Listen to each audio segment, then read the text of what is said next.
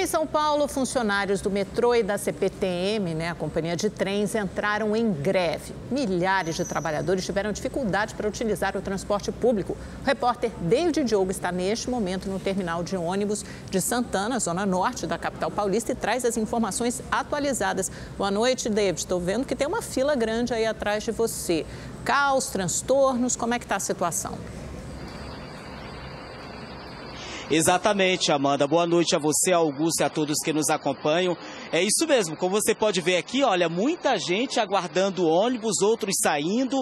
O transtorno está desde o início, nas primeiras horas do dia de hoje. E segundo o Tribunal Regional do Trabalho, a adesão dos metroviários à greve foi de cerca de 90%. E a multa diária prevista pelos magistrados do TRT é de R$700 mil. No momento, a CPTM e o metrô funcionam parcialmente e operam da seguinte forma. No metrô, as linhas 1 azul funcionando de Tiradentes até Ana Rosa. Linha 2 verde, Alto do Ipiranga até Vila Madalena. Linha 3 vermelha, Brecé até Santa Cecília. E linha 15, prata, continua fechada. Nos trens, linha 7 Rubi funcionando da Luz a Caieiras. Linha 10 turquesa, Braz até Mauá. Linha 11 Coral Luz até Guianazes. E linha 12, Safira, Braz até Calmon, Viana. A linha 13, Jade, está funcionando da Engenheiro Goulart até o aeroporto de Guarulhos. As integrações estão abertas nas estações que estão funcionando. Os ônibus municipais e intermunicipais circulam normalmente nesta terça-feira. As linhas metropolitanas gerenciadas pela MTU funcionam com intensificação da operação e extensão de itinerário em mais de 30 linhas estratégicas para amenizar os impactos da greve, que ela encerra, essa greve, ela vai encerrar na noite de hoje.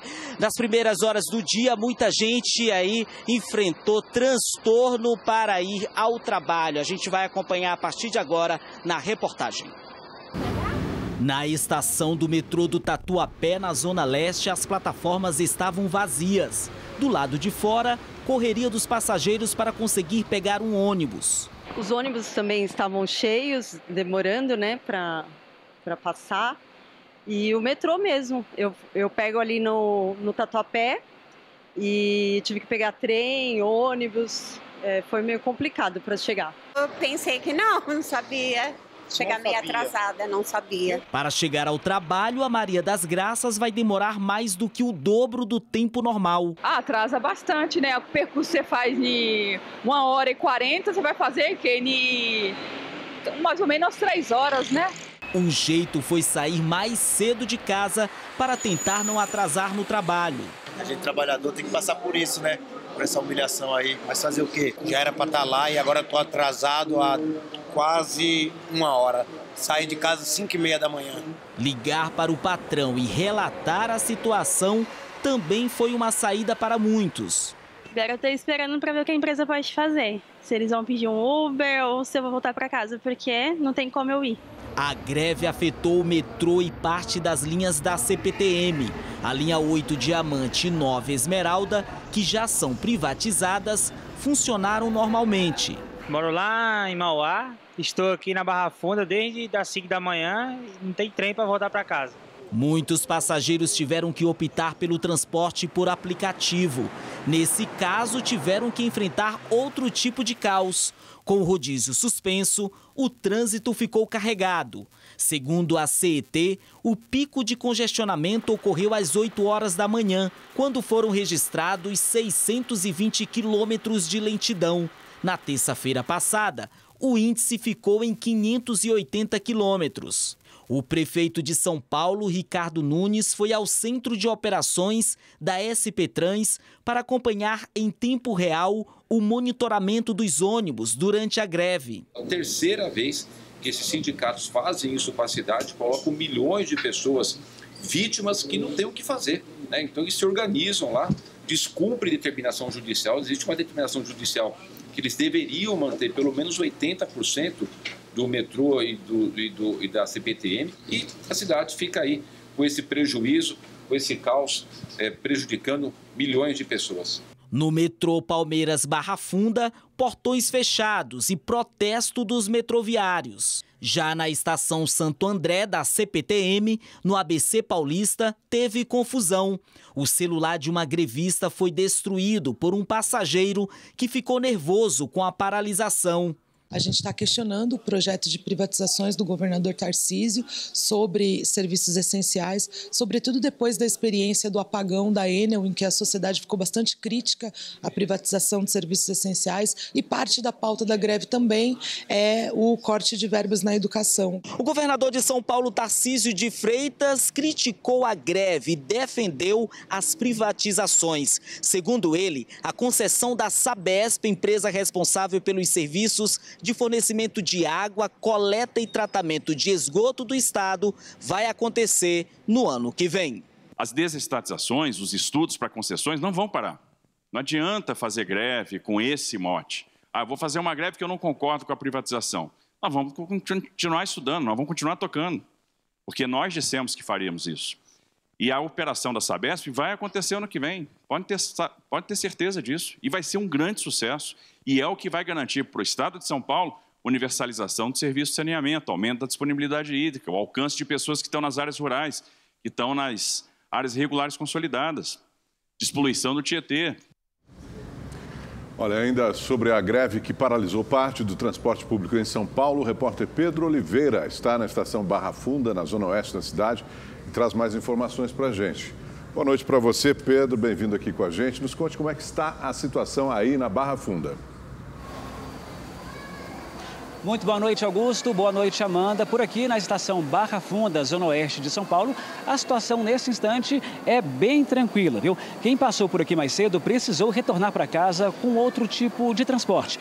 Por aqui a linha 3 vermelha do metrô e a linha 7 rubi da CPTM funcionam parcialmente.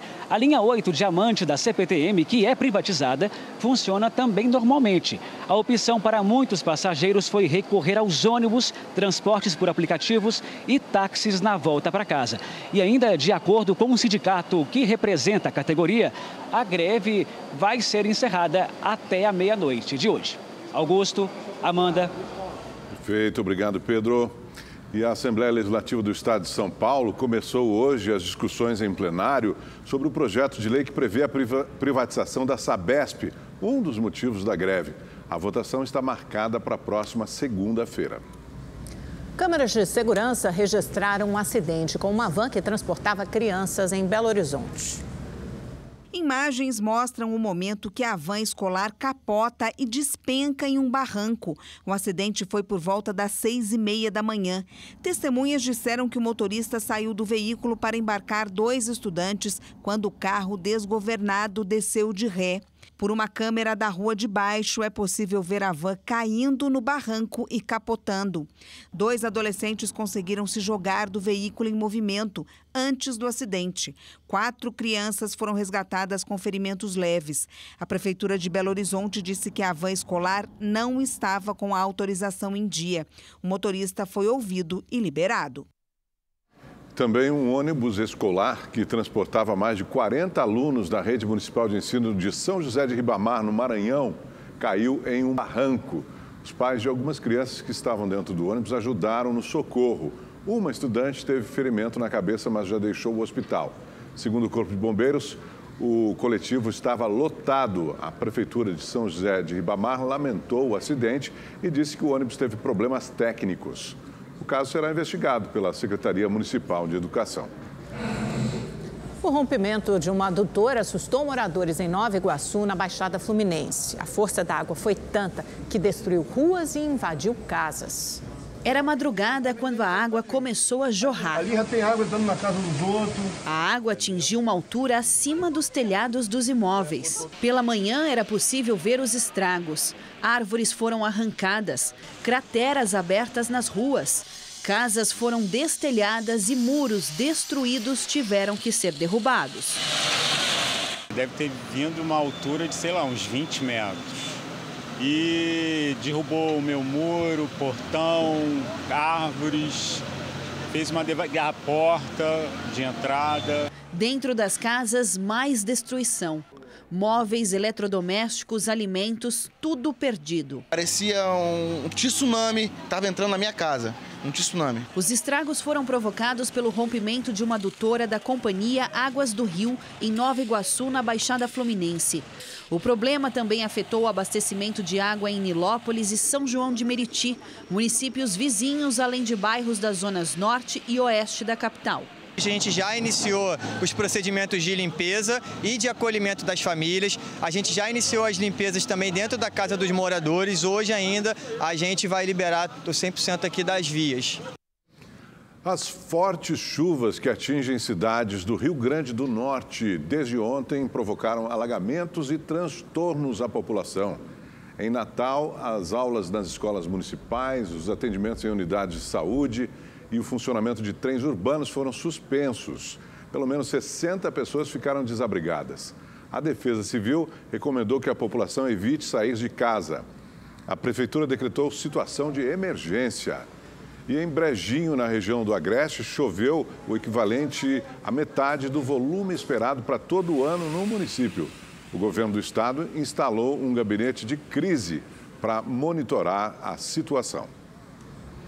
Então vamos saber como fica a previsão do tempo amanhã em todo o país com Igor Silveira. Igor, boa noite. E aí, continua essa chuvarada no Nordeste? Como fica no restante do país? Boa noite, Amanda. Boa noite, Augusto. Boa noite para você que está em casa. Olha, amanhã a chuva mais forte e volumosa deve atingir essa área mais escura aqui da região norte, partes do centro-oeste, do sul e também do sudeste. Em São Paulo, chove a qualquer hora do dia e os termômetros, olha, fica na casa dos 27 graus amanhã e na quinta-feira e 28 graus na sexta-feira, com previsão de chuva. No restante do sudeste também deve chover, só que no período da noite, durante a madrugada. Os termômetros devem registrar 32 graus amanhã em Vitória, 34 graus no Rio de Janeiro e 30 graus em Belo Horizonte.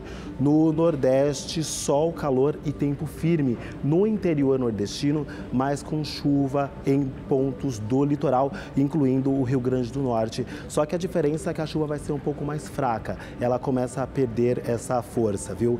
Em Salvador, o tempo fica nublado e a máxima por lá pode chegar aos 33 graus. Agora, no sul do país, a chuva dá uma trégua no Rio Grande do Sul e a máxima pode ficar na casa dos 28 graus. Amanda, Augusto. Perfeito, obrigado, Igor. O presidente Lula sancionou a lei que amplia o direito da mulher de ser acompanhada em serviços de saúde. Há alguns dias, Lídia precisou fazer uma cirurgia para retirar um mioma. Ela não pôde levar uma acompanhante para o procedimento, o que provocou angústia, porque ela já foi vítima de abuso quando foi fazer o pré-natal. Como eu era muito jovem e não tinha assim, a experiência de ter acompanhamento médico, para mim era normal. Mas mulher sente quando é um atendimento de um médico e quando um médico te atende e atende diferenciado. Eu acho que o toque dele ao me atender não era normal como um médico. Agora, toda mulher poderá ser acompanhada por pessoa maior de idade durante todo o período de atendimento, independentemente de notificação prévia. O direito vale para consultas, exames e procedimentos em serviços de saúde públicos e privados. Nos casos de sedação, se a mulher não tiver acompanhante, a unidade de saúde deverá indicar uma profissional da unidade. As mulheres que não quiserem ser acompanhadas deverão informar por escrito com 24 horas de antecedência. A lei, aprovada pelo Congresso e sancionada pelo presidente Lula, é uma resposta aos frequentes casos de abusos. Segundo um levantamento do Ministério das Mulheres, entre 2020 e maio do ano passado, foram registradas mais de 370 denúncias de violência sexual em unidades de saúde. O número pode ser ainda maior, porque em muitos casos a mulher não sabe que foi abusada. Foi o caso do anestesista Giovanni Quintela, que abusou de uma paciente enquanto ela estava desacordada. Os colegas desconfiaram e conseguiram filmá-lo cometendo estupro durante o parto da vítima. Para o movimento feminista, a lei é uma vitória na luta por um atendimento mais humanizado. Essa lei avança no sentido de proteger, de fazer de cada unidade de saúde um lugar protegido, um lugar de segurança para as mulheres e para todos que precisarem de saúde. Porque você não confia, você não sabe que está na mão de um médico, mas você não sabe se ele realmente é um médico ou se ele está ali para fazer algo a mais além do que está no cronograma dele. Voltamos em 30 segundos. O deputado federal André Janones, do Avante de Minas Gerais, voltou a negar ter ficado com parte do salário de assessores. A prática conhecida como rachadinha é crime. Segundo o deputado, um novo áudio divulgado hoje seria a prova de que não houve esquema de rachadinha entre ele e assessores. O que é a minha sugestão? E aí nós vamos decidir o valor entre nós, tá? Inclusive eu, isso é todos. E isso é legal, gente. Às vezes você confunde isso com aquilo que a gente vê na televisão, devolver salário. Devolver salário é você ficar lá na sua casa dormindo e me dar seu cartão. Todo mês eu vou lá e saco e deixo só no salário lá para você. Isso é devolver salário. 2020 está aí. Eu pensei de a gente fazer uma vaquinha entre nós, aí nós vamos decidir se vai ser 50, 100, 200, se cada um dá proporcional ao salário, isso a gente decide entre nós. E a gente começar uma vaquinha já no primeiro mês de salário, para a gente poder disputar as eleições de 2020 com o básico, pelo menos. Esse novo áudio seria da mesma reunião na qual Janones teria cobrado parte dos salários de assessores para pagar prejuízos de uma campanha de 2016. A gravação é de 2019. Nas redes sociais, André Janones disse que o áudio era de uma conversa com amigos e que ele sugeriu uma vaquinha para bancar a campanha desses amigos em 2020. O deputado afirmou ainda que, apesar de legal, a ideia nunca passou de uma sugestão. O ministro da Justiça e Segurança Pública, Flávio Dino, deve permanecer no cargo pelo menos até o dia 13 de dezembro, que é a data em que será sabatinado pela Comissão de Constituição e Justiça do Senado. O repórter Igor Damasceno está ao vivo em Brasília, tem mais informações. Oi, Igor, boa noite.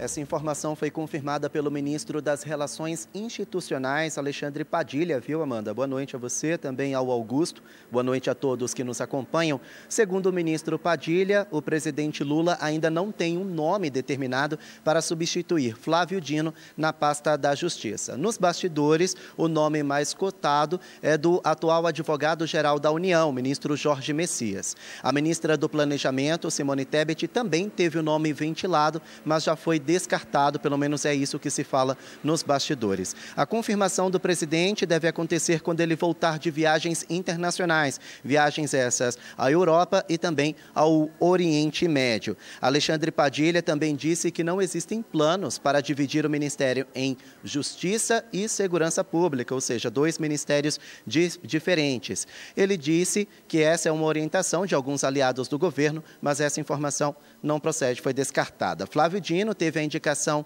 confirmada pelo presidente Lula para substituir a vaga deixada pela ministra aposentada Rosa Weber no Supremo Tribunal Federal.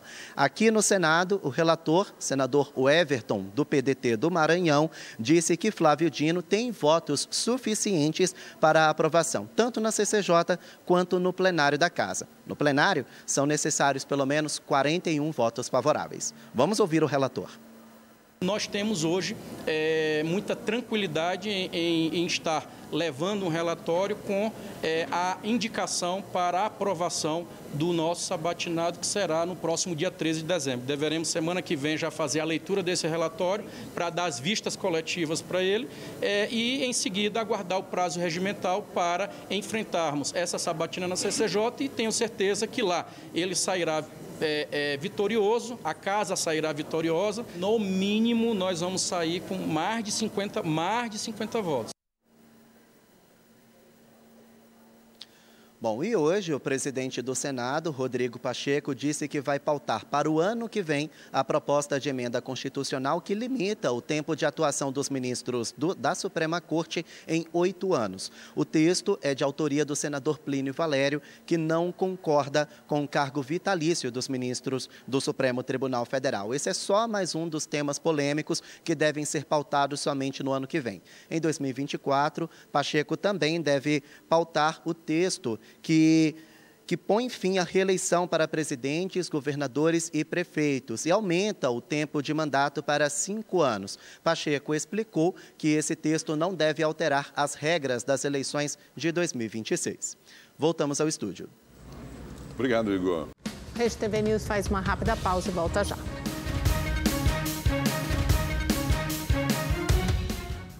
Parlamentares da Câmara e do Senado se articulam para derrubar o veto do presidente Lula à desoneração da folha de salários. Vamos a Brasília conversar com a repórter Maria Ferreira sobre esse assunto.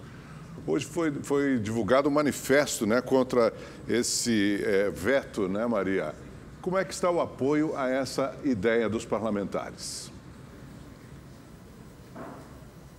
Foi divulgado hoje mesmo, Augusto. Boa noite para você, para a Amanda, boa noite a todos. Esse manifesto tem o apoio de parlamentares de pelo menos 11 frentes, entre elas a Frente Parlamentar do Empreendedorismo, a da Agropecuária e também a de Comércio e Serviços. Eles fizeram um ato hoje na Câmara dos Deputados em defesa da derrubada desse veto e assinaram um documento que vai ser entregue, vai ser encaminhado aos presidentes da Câmara, Arthur Lira, e do Senado, Rodrigo Pacheco.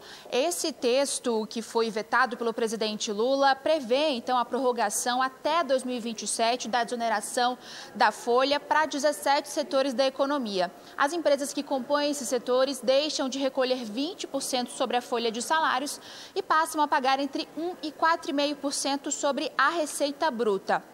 O senador Efraim Filho, que é autor do projeto da desoneração da folha de pagamentos, disse hoje que vai ser difícil, o desafio, na verdade, vai ser conseguir pautar essa análise, mas que já tem os votos necessários, suficientes para conseguir derrubar esse veto.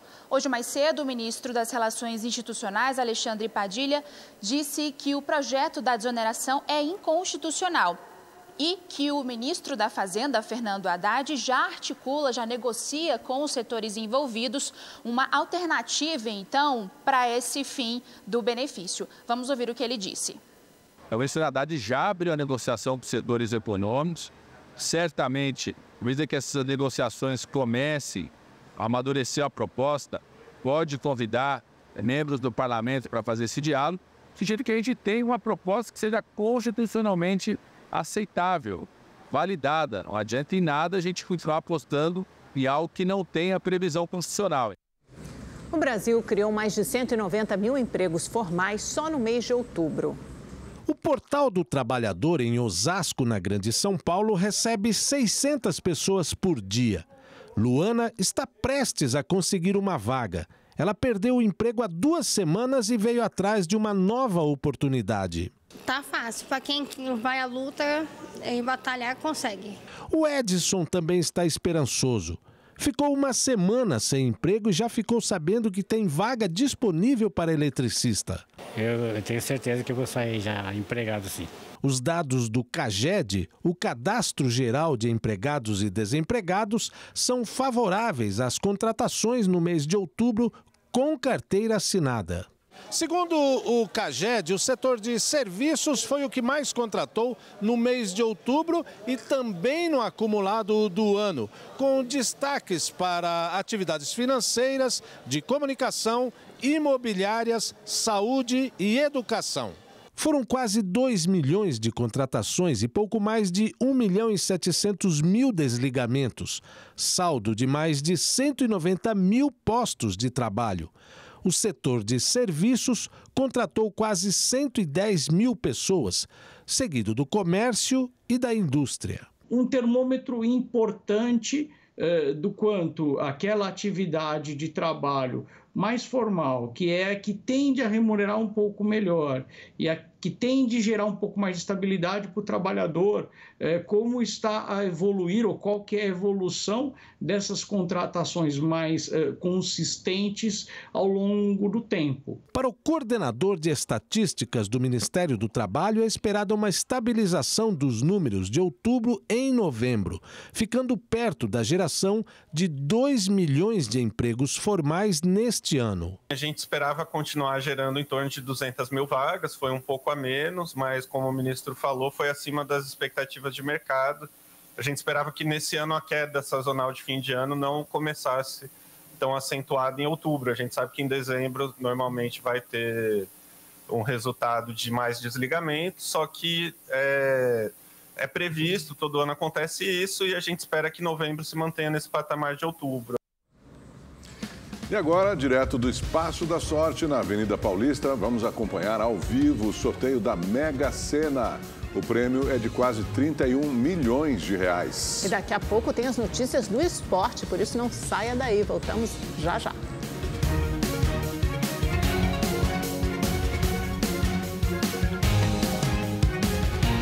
No Rio de Janeiro, um programa da Prefeitura está ajudando famílias de baixa renda.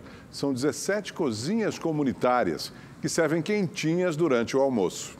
Arroz, feijão, cenoura e frango. De sobremesa, banana. Esse foi o cardápio de hoje na Cozinha Comunitária Carioca, na Ilha do Governador, na zona oeste do Rio de Janeiro. O programa da Prefeitura serve quentinhas para famílias carentes em 17 bairros da cidade. Eu gosto da variedade. Ontem, por exemplo, adorei. Foi um quiabo com carne moída. Eu adoro quiabo. O objetivo é oferecer de segunda a sexta-feira 280 refeições gratuitas, balanceadas e supervisionadas por nutricionistas. O programa Prato Feito Carioca é destinado a inscritos no Cadastro Único da Assistência Social e também a qualquer trabalhador em situação de vulnerabilidade econômica.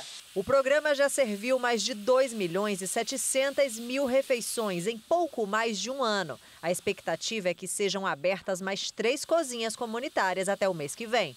Nós pesamos todas as refeições por 560 gramas, com carne bovina, suína, filé de peixe, filé de frango, fruta da estação como sobremesa, tá? Legumes também, tudo fresquinho, não incluímos embutidos, não incluímos enlatados e não tem fritura.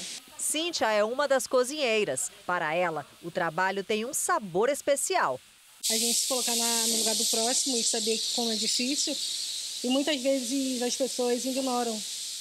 Então, se um der o primeiro passo, acho que os outros vêm seguindo o mesmo caminho. Os beneficiados passam por um atendimento, onde informam quantas pessoas moram na mesma casa.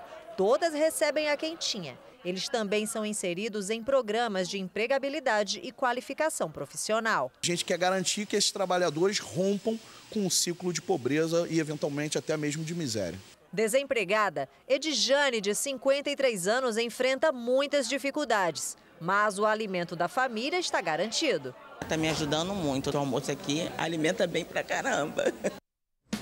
Uma rápida pausa e o Rede TV News volta em seguida. Não saia daí. O policial que matou a vítima de um assalto em São Paulo, achando que era um dos assaltantes, foi indiciado por homicídio culposo, quando não há intenção de matar. O caso aconteceu no último domingo na zona sul de São Paulo. Câmeras de segurança mostram quando o empresário e a esposa, filha do ex-médico Roger Abdelmaci, chegam de moto à garagem do prédio. Logo atrás, 3 assaltantes aparecem em 2 motos. Nesse momento, um policial militar de folga que passava pelo local faz vários disparos. Um dos tiros atinge Denis Roberto Ramos Faria, de 53 anos, que conduzia a moto de luxo. Ele foi socorrido, mas não resistiu. 2 criminosos também morreram. A Justiça Federal decretou o bloqueio das contas bancárias e o sequestro de veículos em nome da ex-governadora do Rio, Rosinha Garotinho, e de outros envolvidos. Eles são suspeitos de fraude previdenciária em Campos dos Goitacazes, município do Norte Fluminense, onde Rosinha foi prefeita. Os agentes da Polícia Federal fizeram buscas em endereços no Rio de Janeiro, em Campos dos Goitacazes, no Norte Fluminense, em São Paulo e em Santos, para tentar cumprir 18 mandados de busca e apreensão. Os alvos eram agentes públicos, empresas de consultoria e políticos investigados por envolvimento em corrupção na Previdência de Campos. 2 dos imóveis, um em Campos e outro na zona sul do Rio, são relacionados à ex-governadora Rosinha Garotinho. Ao lado do marido, Antony Garotinho, ela fez uma transmissão ao vivo na internet para explicar o caso. Eles se dizem perseguidos pelo grupo político do ex-prefeito de Campos, Rafael Diniz. Me colocam aqui com achismo que eu indiquei alguém aparentemente inadequado para o trabalho. Essa foi a minha acusação, o que é um absurdo. É para fazer mais um escândalo, para fazer mais uma perseguição contra a nossa família. A investigação aponta que a quadrilha deu um prejuízo de 383 milhões de reais. O dinheiro teria sido desviado em fraudes intermediadas por uma empresa de consultoria que fazia lobby entre fundos de investimento e diretores da Prev Campos. A Justiça de Belo Horizonte retomou o julgamento do caso das cervejas Baker contaminadas. Os 10 réus no processo vão prestar depoimento até a próxima quinta-feira. Os 3 sócios da cervejaria Baker foram ouvidos presencialmente, mas não foi autorizado fazer imagens da audiência. Hoje é o interrogatório dos réus, é o momento onde os réus têm a capacidade de se expressar para falar o que aconteceu na visão deles e explicarem, né, e darem o seu depoimento, darem a sua versão. É uma audiência de defesa. Hoje são ouvidos os que são listados como sócios da empresa e amanhã e depois são os funcionários, os mestres cervejeiros, que é o caso dos meus clientes. A primeira a ser ouvida foi a proprietária Ana Paula Lebos. Em sua defesa, disse que cuidava do marketing da Baker e não tinha contato com o parque industrial, nem com a produção de cerveja. Segundo ela, quando o Ministério da Agricultura apontou a possível contaminação, acionou os meios de comunicação e a imprensa para a população não consumir a cerveja. Os outros 2 réus ouvidos foram os irmãos Munir e Rayan Lebos, que são sobrinhos de Ana Paula. Eles alegaram que tinham apenas funções administrativas e nenhum conhecimento sobre a produção ou manutenção da fábrica de cervejas. O julgamento ocorre quase 4 anos após a divulgação dos primeiros casos de intoxicação pelas substâncias monoetileno e dietilenoglicol. De acordo com as investigações, a contaminação das cervejas aconteceu devido a um vazamento no tanque da fábrica da Baker em Belo Horizonte.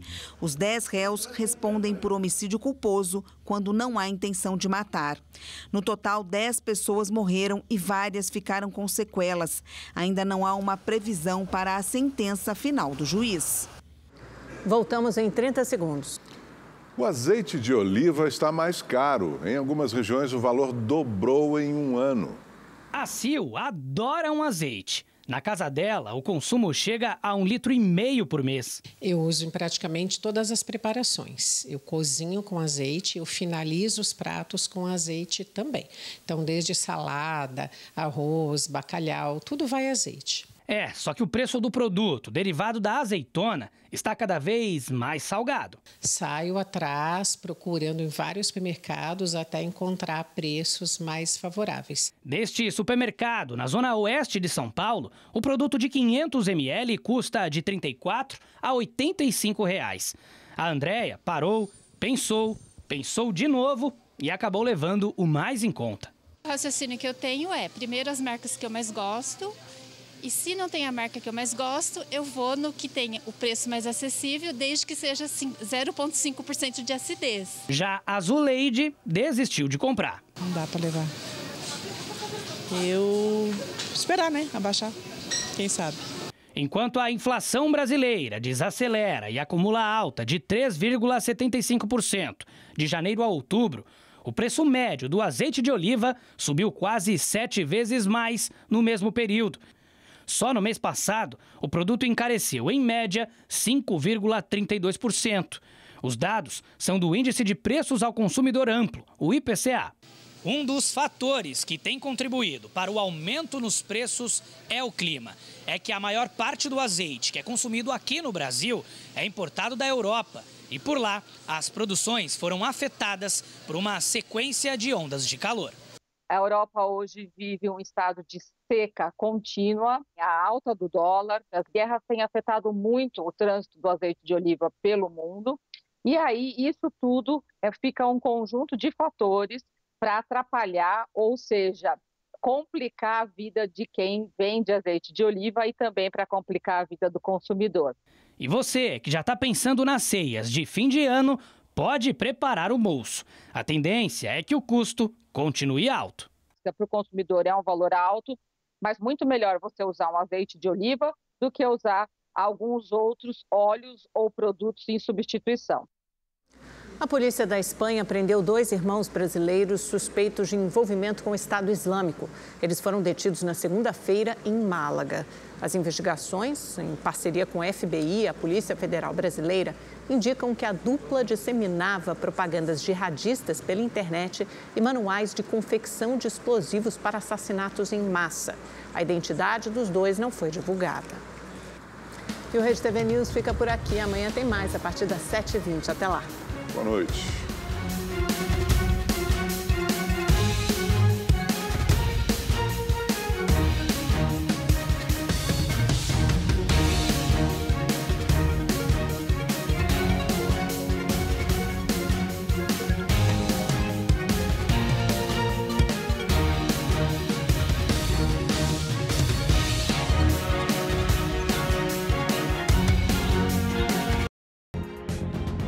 Rede TV News. Oferecimento